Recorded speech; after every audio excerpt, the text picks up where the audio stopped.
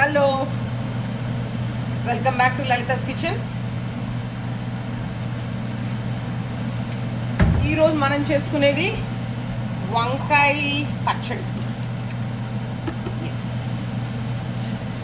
వంకాయ పచ్చడి కావాల్సినవి ఏంటంటే వంకాయలు ఆబ్వియస్గా, చిన్న పప్పు, జీలకర్ర,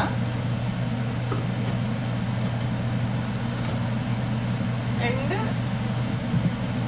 రెడ్ చిల్లీ. ఇదే కారం, ఇంకా వేరే కారం ఏమి ఉండదు.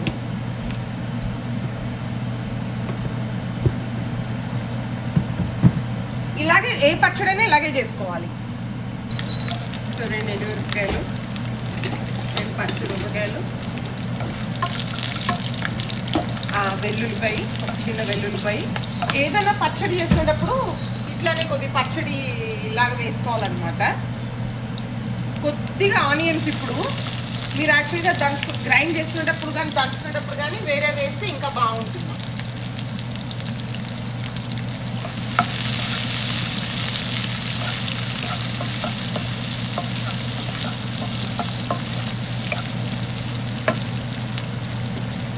వంకాయలు చిన్న ముక్కలుగా కట్ చేసుకున్న వంకాయలు. కొంతమంది దీన్ని వంకాయ బజ్జీ అంటారు, వంకాయ పచ్చడి అంటారు, ఏమన్నా అనుకోవచ్చు. మీకు రోటీ ఉంటే మీరు రోటి పచ్చడిలా కూడా దంచుకోవచ్చు అన్నమాట. ఇప్పుడు దీన్ని మనం బాగా కలపాలి. ఏదైనా పచ్చళ్ళలో మీరు ఎప్పుడైనా వేసేటప్పుడు ఇందులో కొంతమంది ధనియాలు, జీలకర్ర వేస్తారండి. ధనియాలు, నాకు ఎందుకో ధనియాలు వేస్తే మరి మసాలా ఫ్లేవర్ వచ్చిన ఫీలింగ్ ఉంటుంది అనమాట. అందుకే నేను ధనియాలు వేయను. కొద్దిగా బెండకాయలు కూడా, బెండకాయలు వేయడం వల్ల ఏమవుతుందంటే మీకు కొద్దిగా జిగురు వస్తుంది అనమాట పచ్చడికి ఎప్పుడు. సో కొద్దిగా బెండకాయలు వేసుకోవాలి. సో దీన్ని ఇట్లా కలుపుకొని ఉప్పు వేసి మగ్గబట్టాలి. దీంట్లోకి ఒక 2 టమాటోలు పులుపు కోసం అని. మీకు పుల్లగా ఉంటే ఇంక ఇందులో చింతపండు వేయక్కర్లేదు. ఒకవేళ ఇది పుల్లగా లేదంటే ఒక చిన్న చింతపండు వేసుకోవాలి. టమాటో పుల్లగా లేవు అంటే కొద్ది ఉప్పు వేసి చింతపండు వేసాను, చిన్నది చింతపండు వేసేసి దీన్ని మూత పెట్టేసాడు. అంతే, ఎమ్మి. ఇది మగ్గిపోయినాక గ్రైండ్ చేసుకోవాలన్నమాట.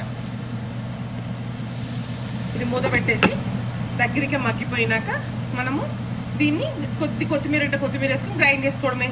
ఇదే మీరు వేరే ఏ పచ్చడైనా చేసుకోవచ్చు. ఇప్పుడు బీరకాయ పచ్చళ్ళలో టమాటోలు వేయకూడదు. వేరే ఏదైనా వేరే వెజిటేబుల్, పొటాటో చేయకూడదు. ఇంకా పచ్చడికి వచ్చే వెజిటేబుల్ ఏమైనా ఉంటే అట్లా ట్రై చేసుకుంటే బాగుంటుంది అనమాట. చూద్దాము. సో వంకాయ మంచిగా అన్నీ మగ్గిపోయినాయి. వంకాయలు, బెండకాయలు, టమాటో అంతా మగ్గిపోయింది కదా. ఇప్పుడు మనం దీన్ని స్టవ్ ఆఫ్ చేసేసుకోవాలి. ఇందాక మీకు చెప్తున్నా కదా, ఇంకేం చేసుకోవచ్చు, దొండకాయ పచ్చడి చేసుకోవచ్చు. ఏదన్నా పచ్చడి చేసేటప్పుడు వీలైతే కొన్ని బెండకాయలు యాడ్ చేయండి. దానివల్ల పచ్చడి జిగురుతనం వస్తుంది వెజిటేబుల్లో. సో బాగుంటుంది అన్నమాట.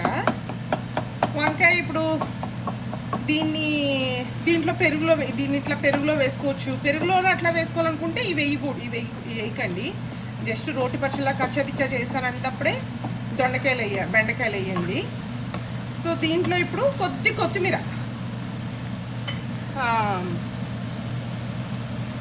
కొత్తిమీర వేసేసి మూత పెట్టేసి ఇంక దింపేసేయండి అంతే.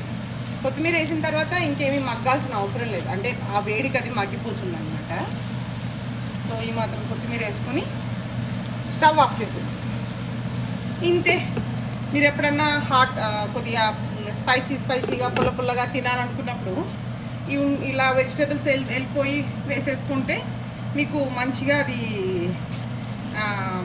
కర్రీ. ఇప్పుడు ఇది చపాతీలోకి బాగుంటుంది, రైస్లోకి బాగుంటుంది, దోశలోకి బాగుంటుంది.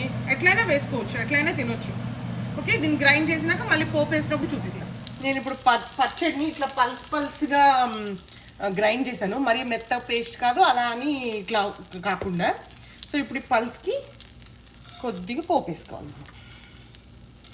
ఆవాలు, జీలకర్ర.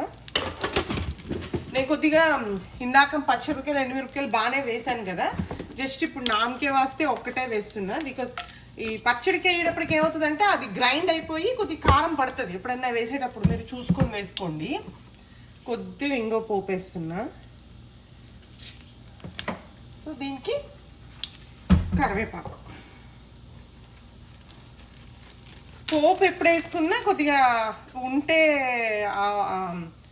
పీనట్ ఆయిల్ కానీ నువ్వుల నూనె కానీ, అవి లేకపోతే ఆలివ్ ఆయిల్ పోపులోకి వేస్తే మంచిగా ఉంటుంది. ఇట్లా పోపు వేసుకొని ఇప్పుడు దీంట్లోకి మనం గ్రైండ్ చేసుకున్న పచ్చడిని వేసేసుకోవాలి.